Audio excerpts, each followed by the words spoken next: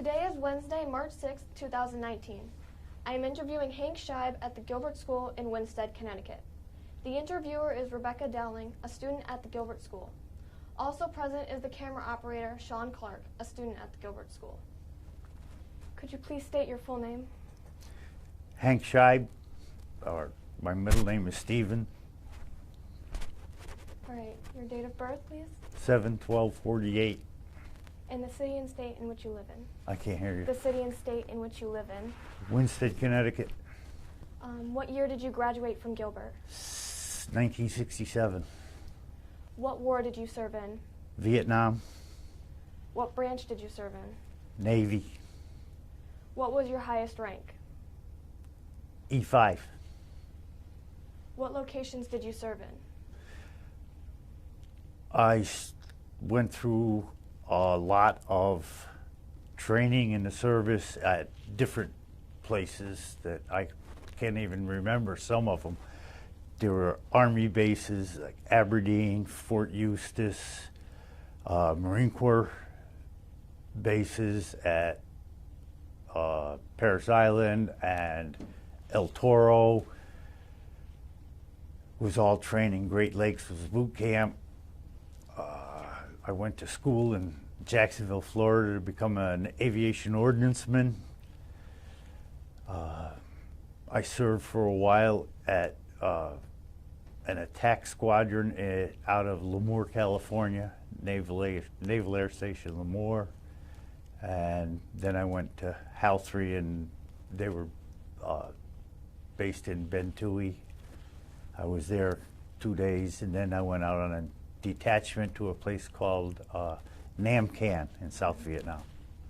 All right. So were you drafted or did you enlist? I enlisted So why did you enlist? because it was the right thing to do it at the wrong time. We were just discussing that a little while ago. I was 17, and the propaganda at the time was that the country needed us, so I went. Do you remember the day that you enlisted? The day I was sworn in was August 14th, 1967. So how soon after that did you attend boot camp? The next morning, Okay. So where did you go to boot camp? NTC Great Lakes, Naval Training Center, Great Lakes, Illinois. Could you talk about your experience there, please? Boot camp? Yeah. Like any boot camp, it was a rude awakening that I was no longer a person. I was a GI. So how did you feel when you went your first day at boot camp?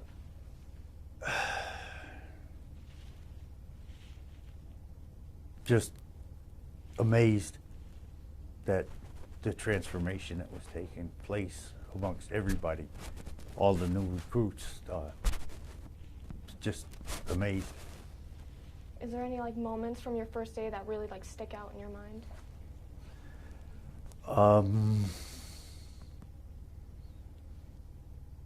In boot camp, not particularly.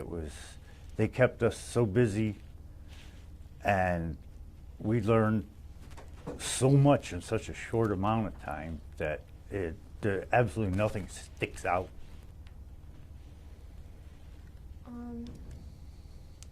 While you were at boot camp, so overall your time at boot camp, not your first day, how did you feel in the overall experience? Do you feel it prepared you? Very proud when I got out of boot camp. Were there any people that really stick out in your mind? Well, there were 4 others that enlisted with me from Winsted. Tended at the beginning of boot camp, it was like cliques. All the kids from New York hung out together. The 5 of us hung out together, and the ones that were loners just pretty much stayed loners. We were just stayed with the people we knew because we didn't know anybody else. Towards the end, we became a unit.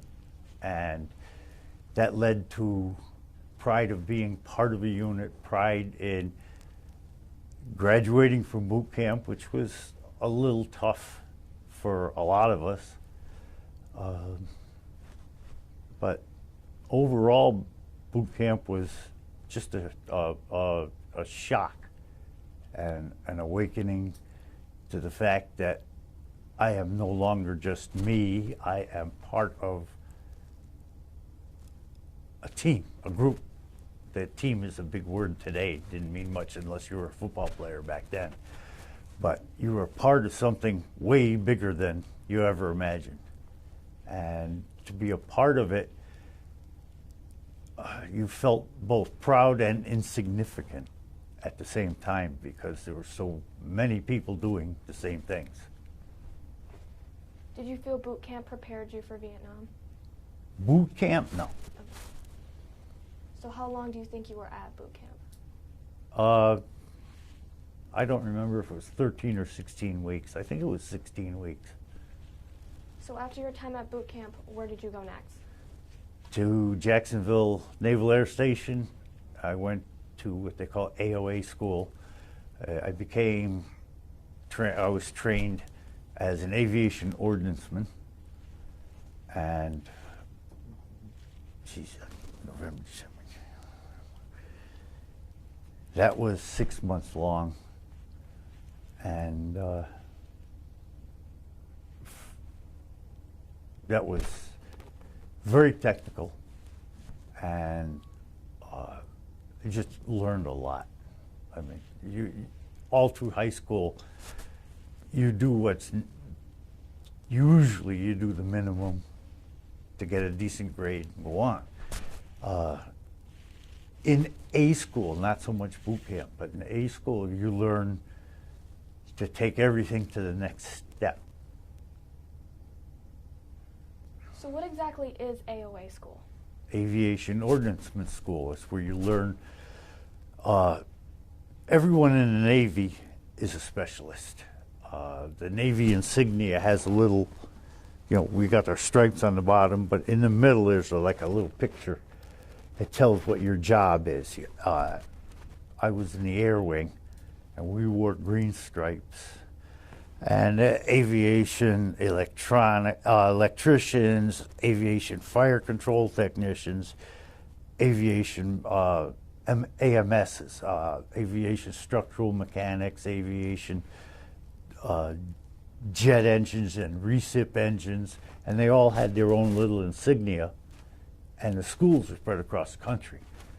AOA school and AE school both were in Jacksonville at the time.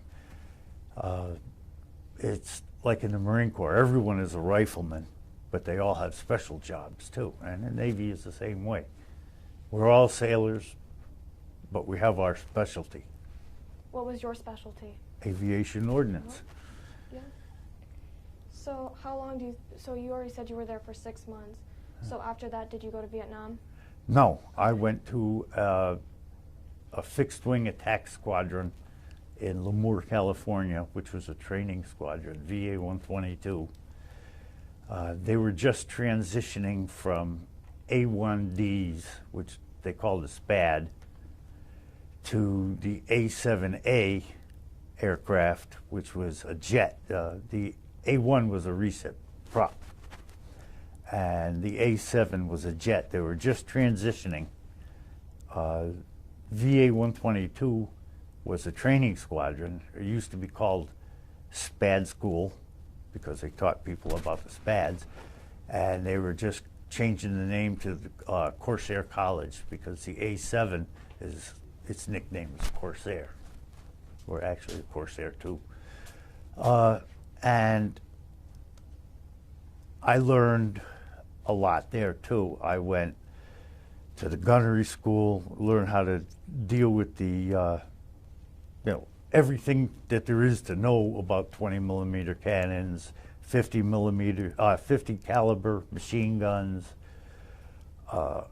all the different bombs and different fuses and different tail setups for bombs, how to load them, how to troubleshoot the systems aboard the aircraft to launch all this stuff. That was the first major step that the Navy ever took to a lot of electronic controls, computer controls. And luckily for me, I got in on the ground floor just as they were changing over. So I got to go to a lot of schools to learn a lot of stuff. I also qualified for and went to the nuclear arming school and nuclear weapons school, how to load, handle, arm, and disarm nuclear weapons, which the A-7 was designed to deliver. And from there, I went back to different schools for the Marine Corps and the Army and the Navy in preparation to going to Vietnam. And then from all those other schools, I went to Vietnam. So what was your first day like in Vietnam? Hot. I actually have a picture of my first day in Vietnam out there someplace.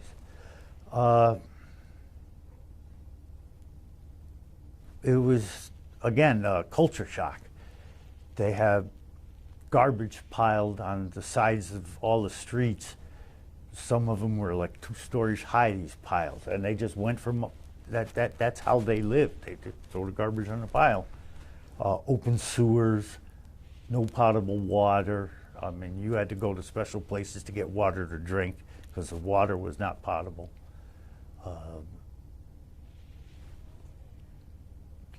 Couldn't understand the locals.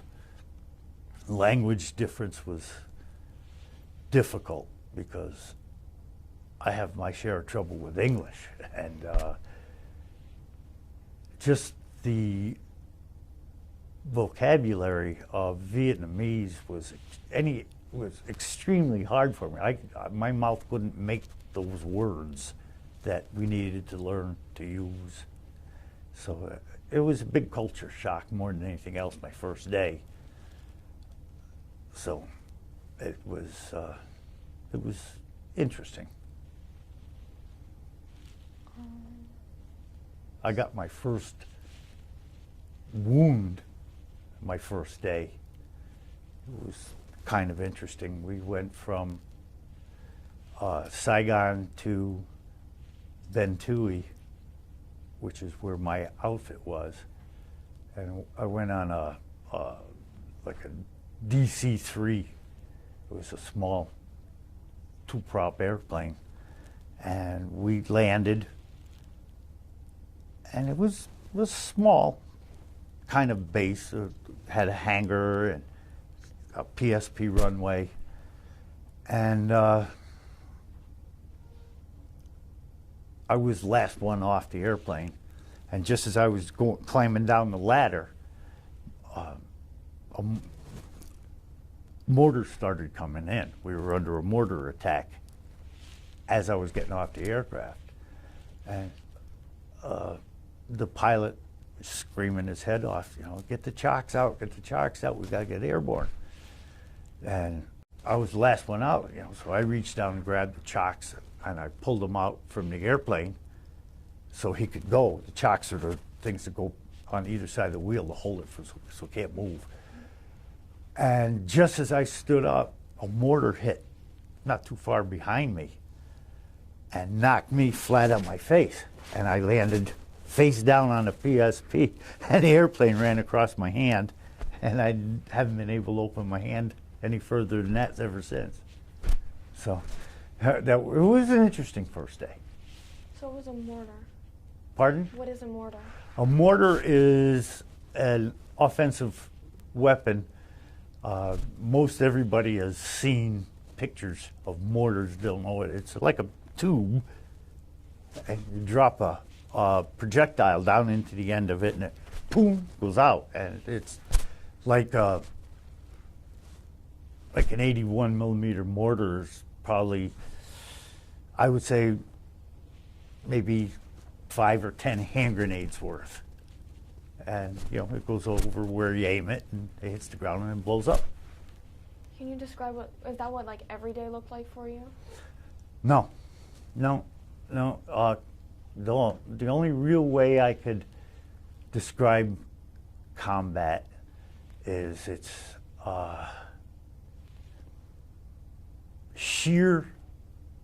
spells of sheer boredom interspersed with spells of sheer terror. It's, you know, there's either nothing to do or you're scared out of your wits because now you're doing your job. So you said you sustained an injury. Did you sustain any more injuries after that? Yes, I did. How many? 5. Can you tell us some stories about how you received those? I got a piece of shrapnel in my hand once. We called it VC round. It wasn't. I was a door gunner in a helicopter, and I was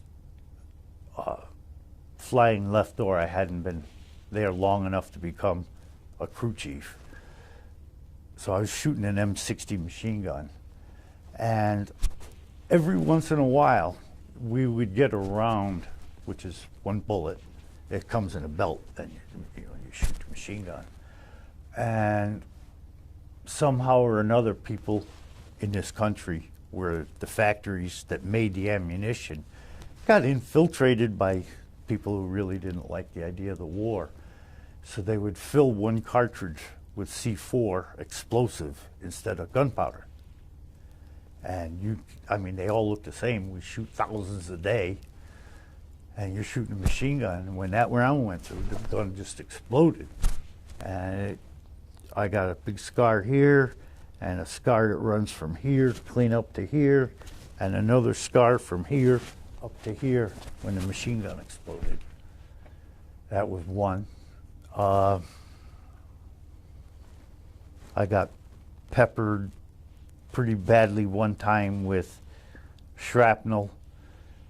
The helicopters had 2 rocket pods and 1 minigun mounted on pylons, and the co-pilot controlled the minigun. And he was shooting the minigun, and I was trying to suppress ground fire right under me. And the minigun is a gun with 6 barrels, like the old-fashioned Gatling guns, but it shoots 30 caliber. And the barrels spin fast. I mean, it shoots 4,000 to 6,000 rounds a minute, so it's spinning. And 6 gun barrels that long, all tied together. And it got hit by what we assume was a 51 HEI round, which is 51 caliber, high explosive incendiary, HEI. And it blew up, and I got peppered all on my left side with shrapnel, my arm, all little, I still got the scars up on both arms, and all down my side, in my eye, my cheek, my forehead, that whole side of me, because it penetrated the helmet, it was so close.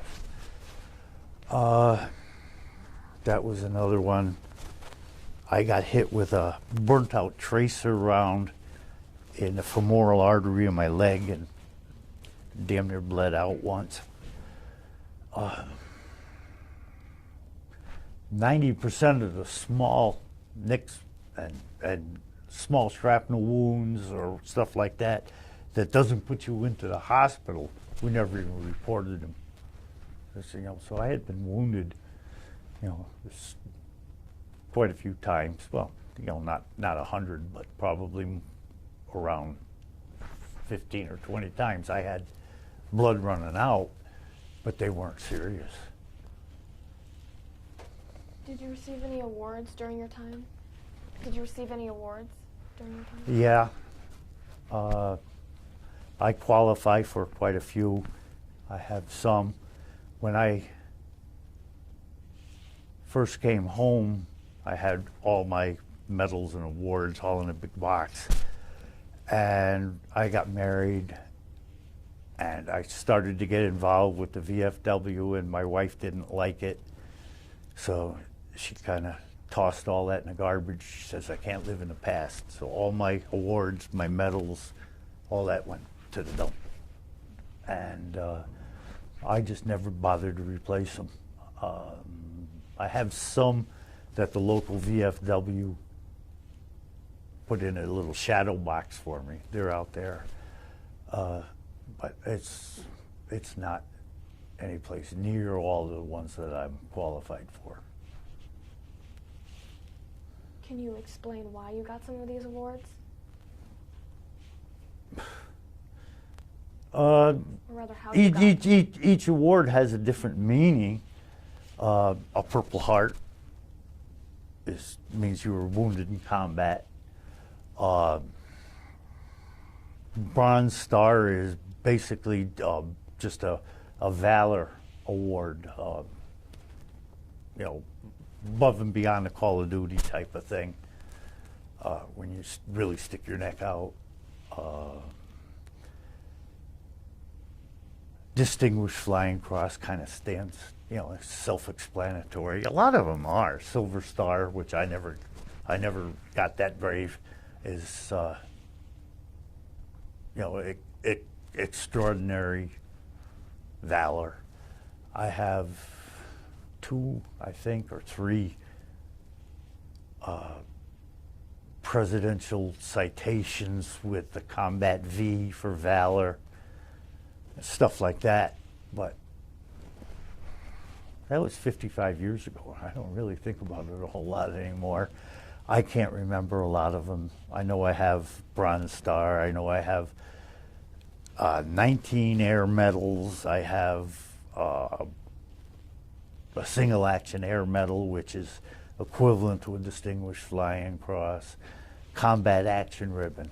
I mean, it's a medal, but I mean, it stands for itself. I guess they're all on record, because I did ask about that, and I got a big sheet with all the stuff that I'm approved for, but I never followed up on it. So, you worked in a squadron, so could Yes. you talk about specific jobs that you may have done? Well, the squadron I was in the States was just training. The squadron in Vietnam was called HAL 3, H-A-L in parentheses 3. That stands for Helicopter Attack Light Squadron 3. It was the only attack helicopter squadron that the Navy ever had. We were commissioned in Vietnam, and we were decommissioned in Vietnam, which means that we had no home. You talk to a Marine, and he was in this battalion, and the 3rd Marines out of wherever, Cherry Point or San Diego. Everybody had a home in the Marine Corps, in the Army. They had a home for their outfit. Even in the Navy, everybody was either at a naval station, which was their home, or a ship. I see Navy guys all the time at the VA hospital, and they were on ships. Aviation ordnancemen like me, we would talk, and he was aboard the Forrestal, so that was his home. We never had a home. We were commissioned and decommissioned in combat, so we're not out of any place. There is no more of this squadron, and there never was before we were formed in 1966.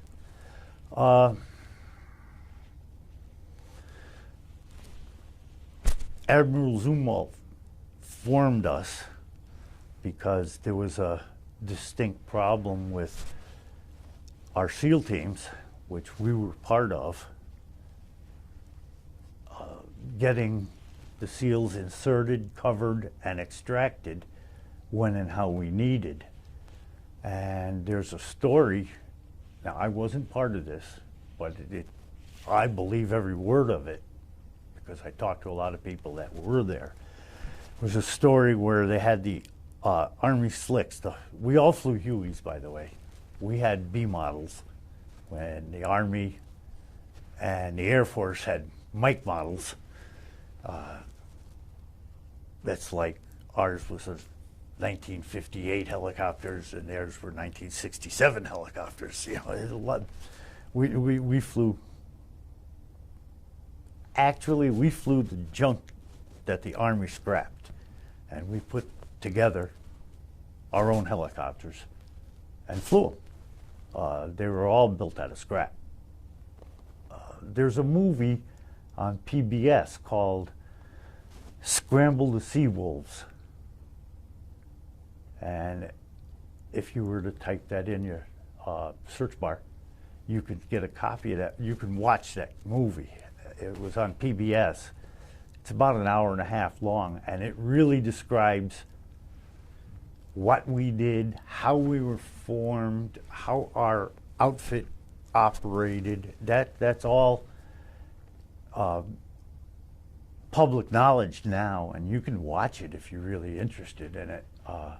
But it describes how we would raid Army junk piles and build helicopters out of their junk piles and fly them in combat, because the Navy didn't have the authorization to buy Hueys. The original, I don't understand how anything above an E7 works anyway. You get into officers' country, and it's just it boggles my mind. But the Navy wasn't authorized Hueys, but Hueys were the only thing that we could use to do the job we were assigned to do. We were part of Task Force 116, and our job was to insert, cover, and extract SEALs. We had our own SEAL teams. We were all part of a SEAL team. In fact, the SEAL Team Museum in Fort Pierce, Florida, has 2 of our helicopters on big stands out in front. But to backtrack a little, how we got formed was the Army had inserted 6 of our SEALs out of SEAL Team 2 from Little Creek, Virginia, is where our SEAL team is.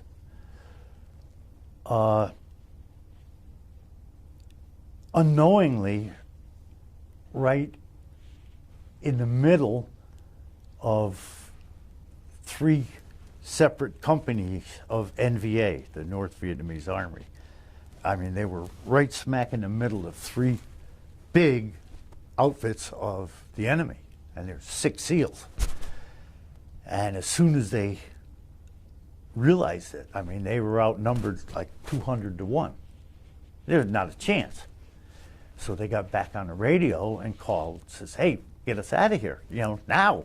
This was a mistake. We're not supposed to be here. Something went wrong. You get us out. And the word that they got from the warrant officer who was flying as a commander of the 3 slicks that brought us in was, geez, you know, we were just about to break for lunch. We'd come back in a half an hour or 40 minutes and pick you up. And of those 6 SEALs, 1 didn't get wounded, 3 died. And Admiral Zumwalt, bless his soul, he says, no more of this. And he decided that he asked us, our SEALs, all of us, you know, who wants to fly? I'm going to build us our own helicopters, and the Army can go do what it does best, which is where nobody's sure of. And that's how we got formed. That's what happened. It's just Admiral Zumwalt lost his temper with the Army and says, okay, we'll do our own job. We'll supply our own helicopters. We'll supply our own transportation. We'll supply our own maintenance. We'll supply our own ammunition. And the Army can go do whatever it has to do someplace else. And he did it. And there we were, right in the middle of a war. And We started out with stripped down B model Hueys. Now, I don't expect everybody to understand the difference between a B model Huey and an M model. But a B model Huey has a gross weight. That includes the people in it, the fuel in it, and the ammunition and the armament in it. Has a gross weight of 8,600 pounds. All right, that's like almost 4.5 tons. And that's all. That's not a lot. The Mike model, the B model, has one little General Electric jet engine about this big around and about that long. And that's it to turn the rotors. The Mike model has two, twice the size of the one that's in the B model. We would go prepare for a mission, and the pilots and the gunners, the two pilot was in the right front, co-pilot left front, left door gunner was the gunner, and the right door gunner was the gunner and crew chief. And we'd all be staring over the pilot's shoulder at the dashboard watching the TIT and the main rotor RPMs. Because you can't fly less than 5,400 RPMs on the main rotor. It doesn't work. Helicopters don't do that. Now, the TIT is the turbine inlet temperature. That's inside the jet engine. Now, the more strain you put on the rotor, trying to pick the helicopter up off the ground, naturally the slower it's going to try to go because you got more pitch on the rotor, and it'll start to slow down, which in turn is like straining the engine in your car trying to go up a steep hill in the wrong gear, in high gear. And the turbine inlet temperature starts to climb like crazy. And what you try to do, the pilot has to do, is keep the main rotor up over 5,400 and the turbine inlet temperature below the red line. Because if it gets too hot, then the engine explodes. And we'd sit there sometimes watching, and when they get close, we'd start to break off ammunition out of our can of ammunition that we carried. We'd break off 10 or 15 rounds at a time and throw it out. Try it again. Throw it out. Well, we need more. Take some hand grenades that we had, throw them out until we could actually get airborne. Whereas the stuff that the Army and the Air Force had, which they could carry everything they needed, a lot of stuff they didn't, including picnic lunches. I mean, they had 4 times the power. They looked the same to the uninitiated. You couldn't tell the difference between a B model and an M model. But people who know helicopters would understand better what I'm saying. But we flew under the worst conditions with the worst equipment. And we had to have been the world's smartest maintenance people, because they were the ones that put these together out of scrap parts from the Army when they would crash a helicopter or get it shot up, or just, okay, they got, they go up by the letter. The B's, then the D, F, L, M. Each one is a newer model. So if they got a new M and they still had a couple of B models, they just throw the B models out in the junk pile, and we go strip them and build our own. Our tactics, we had to learn on the job because there was no tactics. We were not a squadron with, tacticians and supply channels and parts men and mechanics and stuff. Everybody did everything. I mean, I fixed helicopters only because we had to fly it, and it was broken, so you fix it. Whether you know how or not, you do it. And thankfully, the way our detachments were set up, I was AO. My best friend was an ADR, which is a recip engine mechanic, but he understood jet engines, so he would work on the engines. We had an AE. In fact, he was the man who trained me when I got to the squadron. He would fix gauges and sensors and all this stuff. And there was like 2,000 men in a squadron total with 9 detachments, and our home was in Bentui, where they built the helicopters at. As a side note, if you watch the movie, you'll hear about it. HAL 3 is the most decorated outfit in the history of the U.S. Navy. We earned more medals, more citations in 5 years than any ship or group in history. We did our job. And we did it under tough circumstances. Now, I don't remember the question, but you got a long answer.